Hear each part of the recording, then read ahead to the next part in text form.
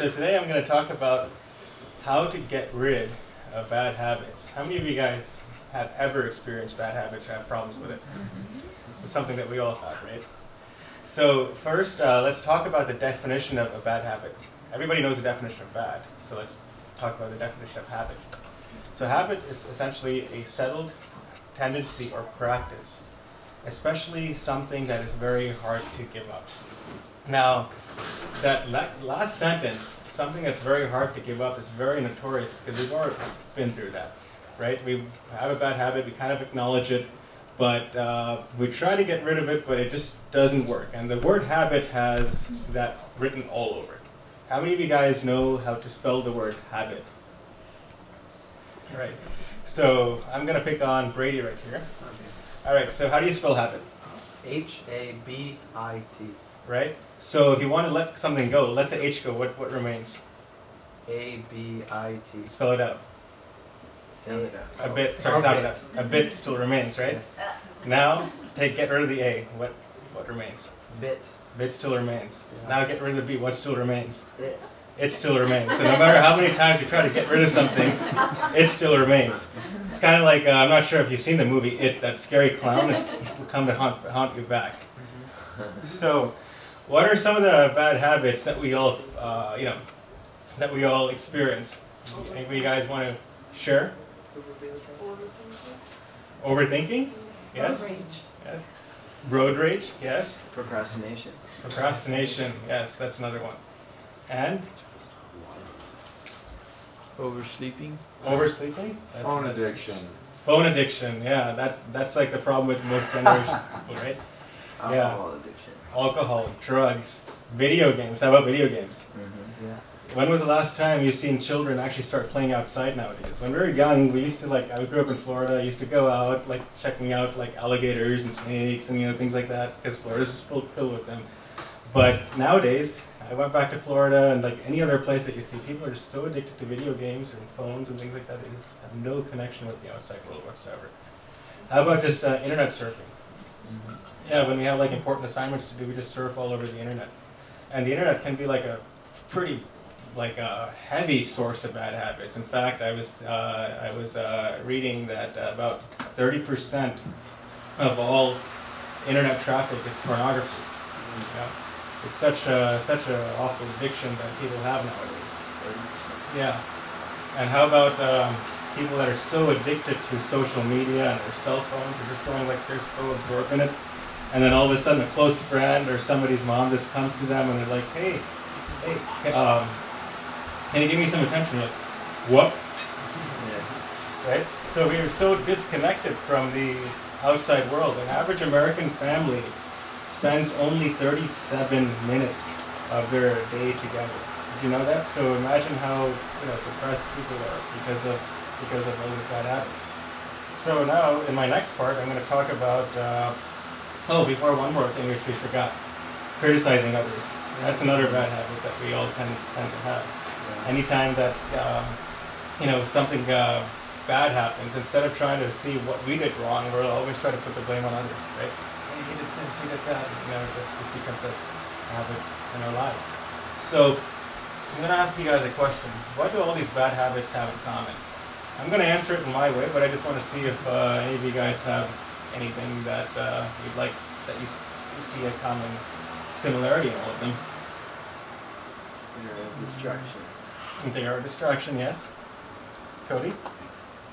I was telling them to lower the fan. Oh, okay. That was a distraction. So yeah, you're distracting too now.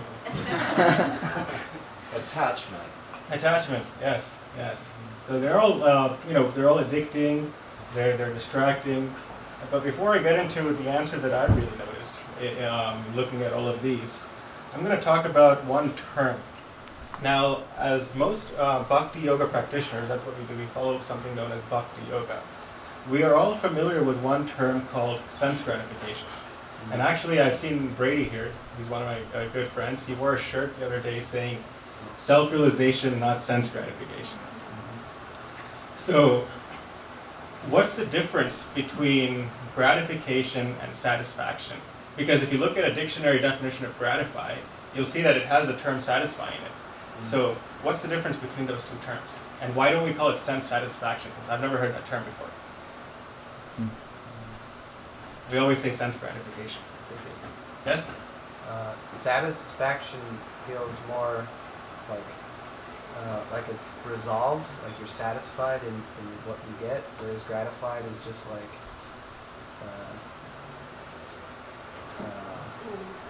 Yeah, it's like less resolved. Rest result, exactly. So it actually comes from the Latin term satisfy. It comes from the Latin term satis. And gratify, guess what it comes from? Gratis. Really not much difference. But satis essentially means enough. Like once you get that thing, you're like fulfilled. You're like, yes, I'm happy with it. Whereas gratify means just to please. And it doesn't necessarily mean that you're fulfilled and you're happy with it. So when we try to fulfill the intense demands of the senses, we're thinking that, oh yes, okay, fine, I'll give into it and I'll be fulfilled, but that's not necessarily the case, right? Once you give into it, actually the next time they attack, it becomes stronger and stronger. And then the less and less, the more and more difficult it becomes to try to overcome them. Right? So how many of you guys have that experience? So it's kind of like if you have chicken pox, let's say, right? So if you have chicken pox, what does the doctor tell you? Don't scratch them, right? But the chicken pox are like, scratch, scratch, scratch, because it's just hurting so much. And then it's like, and you start scratching and say, oh, it feels good. But then what happens? It comes back again in a more deadly form, and it just worsens. It becomes redder, and it just worsens, right? So that's the nature of how gratification works. And the more and more we try to gratify, the more and more we're accustomed to what's known as instant gratification. How many of you guys have heard that term, instant gratification? Which means that every time there is a stimulus, we don't set any sort of time gap between stimulus and action. We just go along with stimulus. So that's the core reason why bad habits occur, is because we don't have control, simply don't have control over stimulus. So that's that. So you might be thinking, why is it necessary then to get rid of bad habits, right? And then after all, we're not really hurting anybody, right? It's just, for us, it's giving us a little bit of pleasure, you know. Why do we have to get rid of them? Any guesses? Why are bad habits really bad if we're not really hurting anybody? Yes? Well, it could obviously hurt ourselves. It'll definitely hurt ourselves, yeah. Yeah. So in what way does it hurt ourselves? By just exploiting. Yep. So many bad habits, they waste a lot of time, right? Let's say that you have like a test tomorrow that you have to write. And you're like, oh, just spend a little bit of time on social media and things like that. And before you know it, like 1 or 2 hours have gone by. So they waste a lot of time without you even knowing that they're wasting a lot of time until it's too late. And then many of them also waste a lot of money, like drug addicts, for example. They waste a lot of money on drugs. And more importantly, think about the mental stress that we might be going through because of bad habits. They dull our intelligence, and they just make us lose our energy, lose our inspiration and motivation doing other things. So when we have like some sort of like drive to do something, bad habits are kind of like an anchor that kind of pull us down. So with this instant gratification, there's and how it affects us, there's been an experiment known as the marshmallow experiment. How many of you guys know the marshmallow experiment?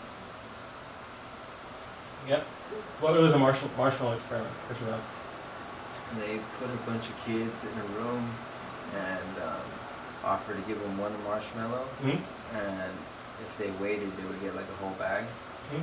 And most of them just took the one marshmallow. Yeah, most of them just took that one marshmallow, right? So that's just a really good example of instant gratification. And then you know what they did later? They studied the kids.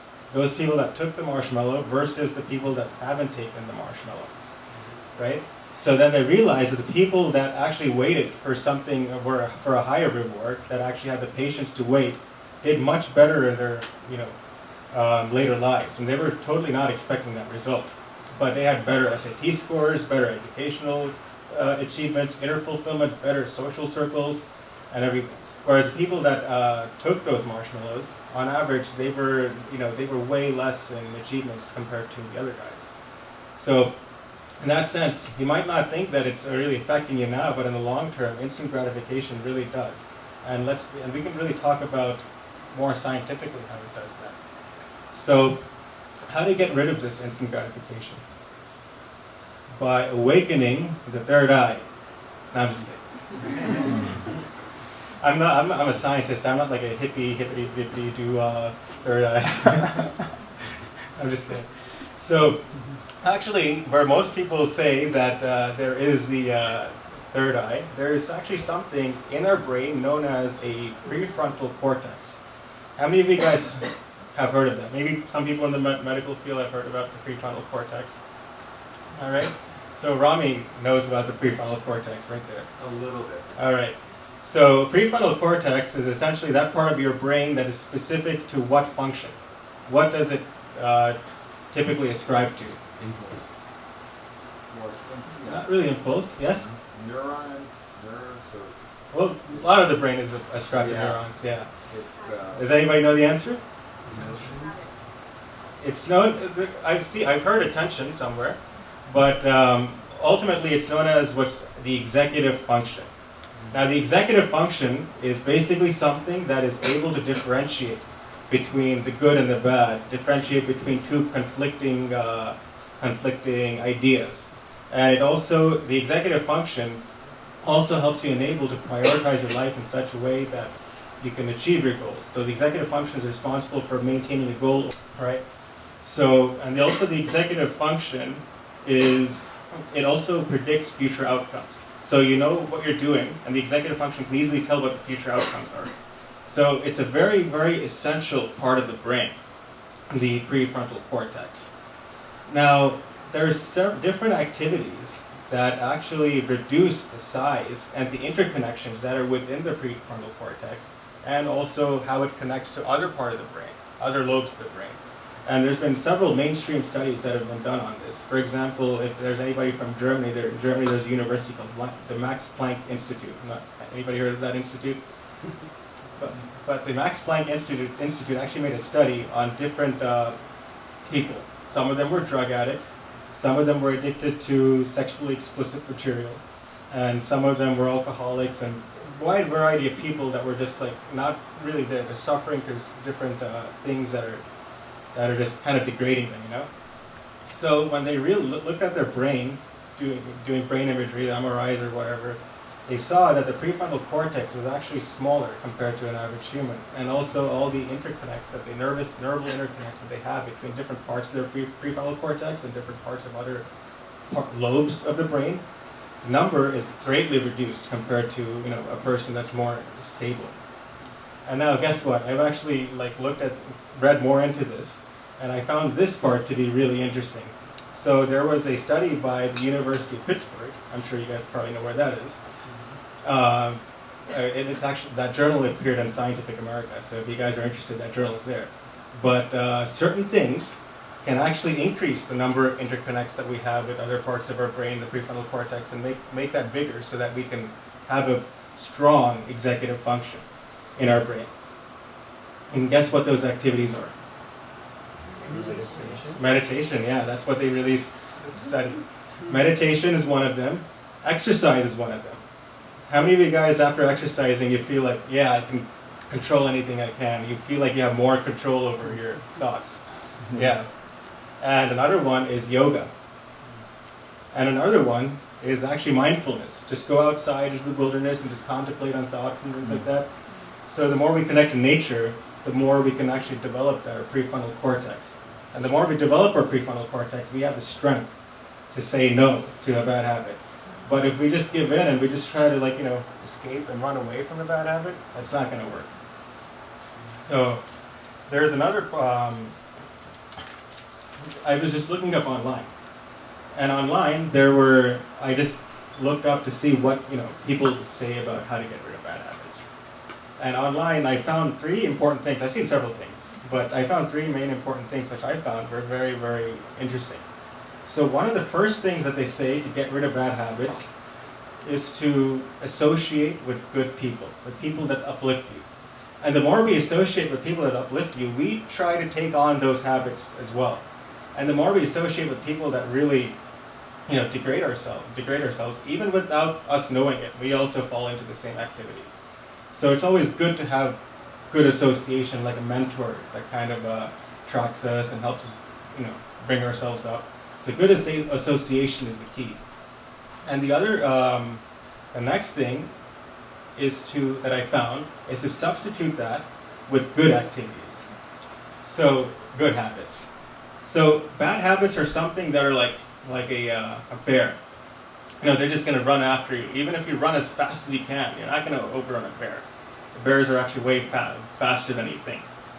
So you can't just run away from them. But if you develop the strength to face the bear, then you have a chance of survival. So how do we develop that strength? Is to incorporate good habits in our life. And by incorporating good habits in our life, we feel inner fulfillment. And when we feel inner fulfillment, we'll have the strength to actually say no, because we won't be tempted when it starts attacking. And I remember one time I was in Alaska, 2017, and I did come face to face with a bear once. With a wild bear. Basically me, my friend, and 3 other people, we were hiking in the wilderness just near Katmai National Park, which is just south of Anchorage. So when we were hiking, we were with 2 other people that were bear experts. So they told us what to do when you see a bear. And the type of bears that we were going to see were called grizzly bears. So how many of you guys know what to do when you're face to face with a grizzly bear? How many of you guys are wildlife experts? Yes? Aren't you supposed to just curl in a ball? That's only if it starts attacking. Don't you? It probably doesn't work, but you make yourself bigger, or like. Yeah, it depends on situation to situation, Yeah. right? So there's 2 things. So she said you make yourself look curl, and then you said to make yourselves look bigger. But the thing is, if a bear is defensive, then you try to make yourself look smaller and kind of slowly start getting away. Whereas if a bear is predatory or curious, then you try to make yourself look big and say no. And how do you know whether a bear is predatory or curious? And we learned all that stuff before we got into the excursion. So the way to know is that if a bear's ears are pointing this way, it's either curious or predatory. But if it's pointing this way, then that means it's stressed and it's being defensive. So we kind of have to judge the situation before it attacks. So anyway, so I was in this hike, and then afterwards, it was like a line, and I was in the back of the line, and the first person had a walkie-talkie, and in the walkie-talkie, somebody said, "Did you see the bear following you guys?" And I was like, "No," and then I was like, "Dude, I'm like the last person there," and then I looked just behind me, I'm like, "Whoa, there's a 1,500-pound grizzly bear right in front of me," and then I was just like looking at it. So you might be thinking, what does this have to do with bad habits? But one of the things is that if I was alone and I saw that, I just would have probably fainted in fear. But the good thing is I had good association. I had people that actually knew how to, what to do when they see that bear. So the first thing is have good association so that you feel more confident in knowing how to deal with situations like that. So I have good association. The second thing is they told me whatever you do, do not run. If you run, you'll get eaten. So stay right there, stand where you are. So I was just facing that bear, just looking directly into the eyes. So that's another thing. You can't just run away from a bad habit because bad habits, the senses are so strong. They're not something that we can just tackle just by ourselves, right? So we have to develop that strength by good habits. But similarly, by understanding what to do, I developed that strength to actually say no to the bear. So then they were like, just say no, be as loud as possible, and it'll go away. So that's what I did. And guess what? It went away. They're actually way more scared of you than you're scared of them. So that's how we should work with temptations as well. When temptations come, we can't just run. We have to kind of strengthen ourselves. And how do we strengthen ourselves? By developing good habits. The next part, which I've seen online, was developing a goal-oriented lifestyle. So sometimes we're very demotivated. We're like, I don't know what to do and things like that. So when our mind is free, then it becomes the devil's workshop. When you're not really thinking of anything, an idle mind is a devil's workshop.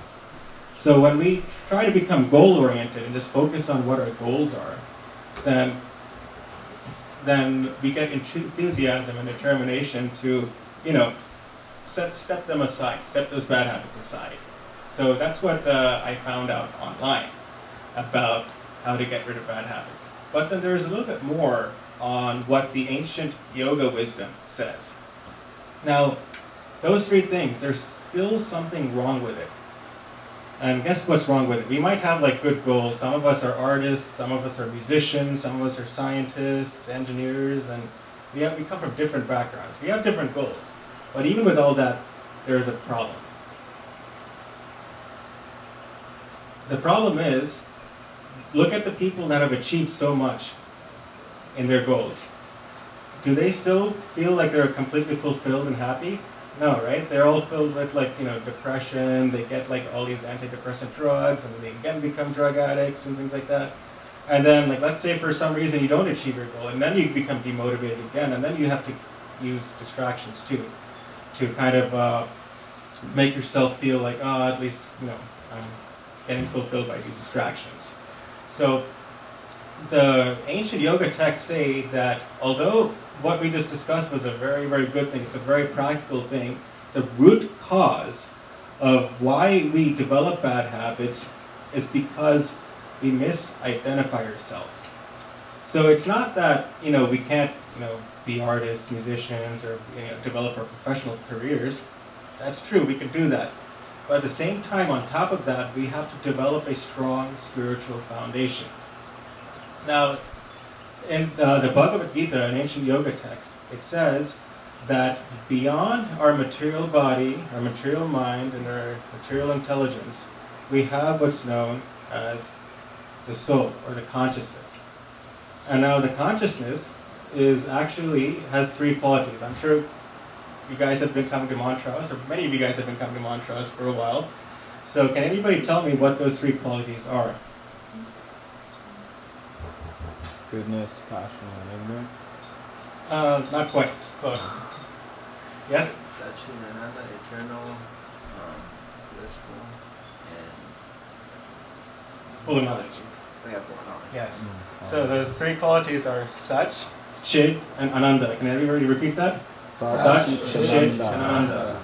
So Sach means everlasting. Everlasting or eternal. Something that doesn't really go away. Oh, Sat, sorry. Yeah. Sat, you're right. It's everlasting and eternal. Like when you were a small kid compared to now, your body is completely changed. But what is that remained constant, that constant force? So that is what the Sat refers to. And then there's something known as Chid.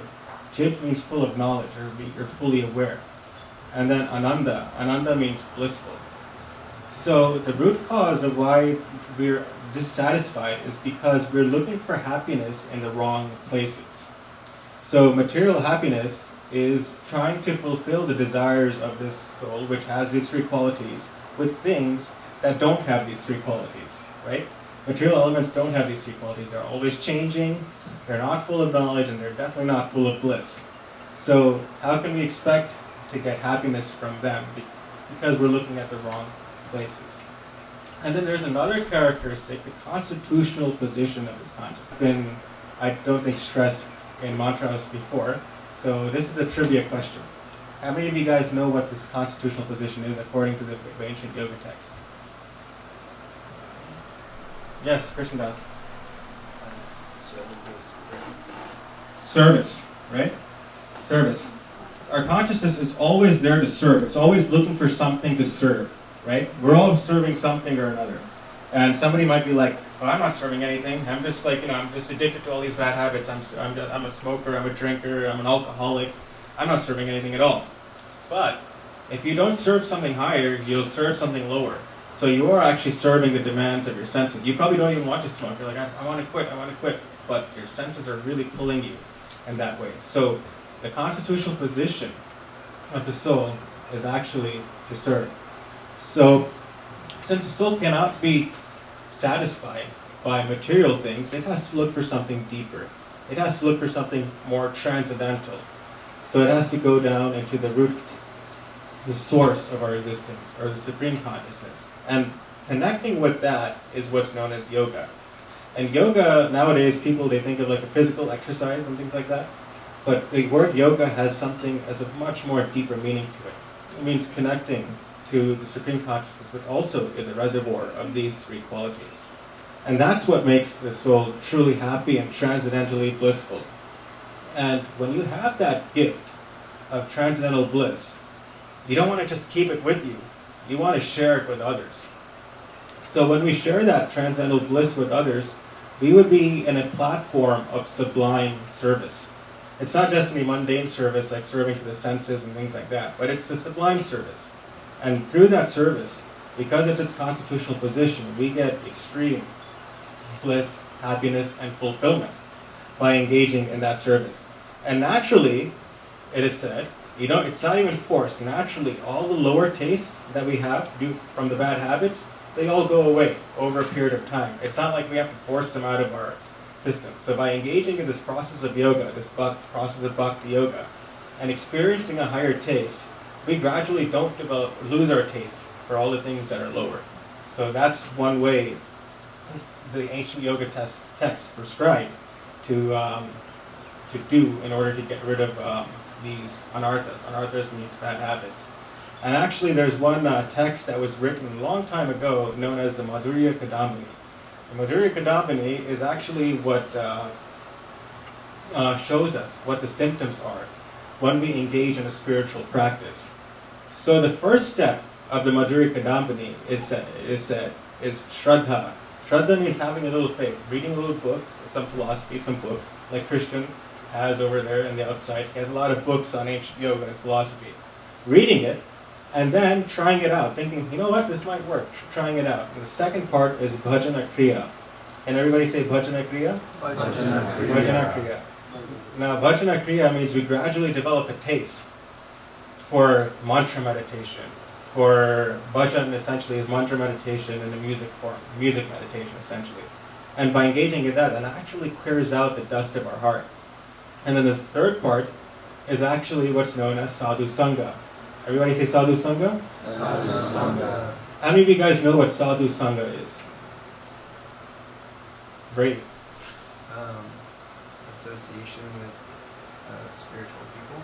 Yes, association with saintly people. That's what sadhu sangha is. Because the more we associate, the more we get determined and motivated to progress in this spiritual journey. So then, the fourth step is what's known as anartha nivritti. Guess what? Actually, say it out loud. Anartha nivritti. Guess what that means? Getting rid of bad habits. So now, the Madhurya Kadambini is not something that says, okay, you should do this, then you should do that, then you should do this. They are basically symptoms of what will happen when you engage in the spiritual process. And the fourth symptom is that you get rid of bad habits, which means it's not something that you force out, but it comes naturally because you're engaging in this. So that's how you should get rid of bad habits, permanently by going to the root cause. Now, what we talked about earlier are practical things that we can do for temporary purposes, but this goes down into the root cause. And actually, I have something that I wanted to share from a person known as J.C. Das. How many of you guys know J.C. Das? He's a monk, and he actually translated the Bhagavad Gita, one very ancient yoga text. And he didn't translate it, the translation was already there. But he made the English into a very, very poetic, rap-style form. And now, I'm not a rapper, so if there's anybody that's ever rappers, they can read it. But I'm going to try. Yeah, I'm going to try in a poetic form, which I feel is like the third chapter of the Bhagavad Gita that kind of summarizes what we just talked about. So, just to give you a little glimpse, Arjuna was a person in the battlefield, and he was confused, and he asked Krishna the absolute truth, which represents the absolute truth, that has all the knowledge. So Arjuna asks some questions, and this is how Krishna responds. All right, ready? Arjuna asks, "O Krishna, why do we engage in undesirable habits, even unwillingly, as if by nature's force, some of us have not chosen this unwilling course?" Now this is what Krishna replies. Krishna said, It is simply due to lust, which arises from desire and later converts into rage. Lust is a ferocious enemy, trapping human potential in a cage. Now, the third one. As flames are covered by smoke, the mirror by dust, and an embryo by a womb, the entire universe is covered by the want to overconsume. Now, the fourth one. Thus, the wise living entity's pure consciousness gets covered by the eternal energy of lust, which burns like fire, never satisfied, and is unbearable to trust. The senses and mind are opening doors for unwanted desire. Through these portals, the soul gets covered and makes it impossible to scope higher. Therefore, the first phase is to control the senses with the rules of the yoga texts. Thus, you can slay your mental enemies and fight with the weapons of wisdom defense. Now the next one. The working senses are grander than dull matter, and the controlled mind is superior to the senses. Greater than the controlled mind is the intelligence, and even greater is a soul that's always present. Now the last one. Thus, you now understand the spirit soul being superior to all. For that reason, become established in spiritual strength, and negativity will not enthrall.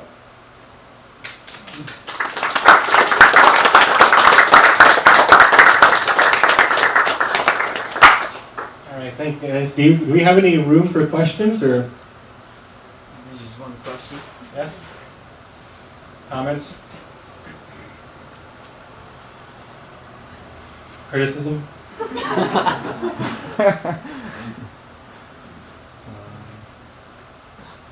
have one. Yes? Can you go over the 3 tips that you provided?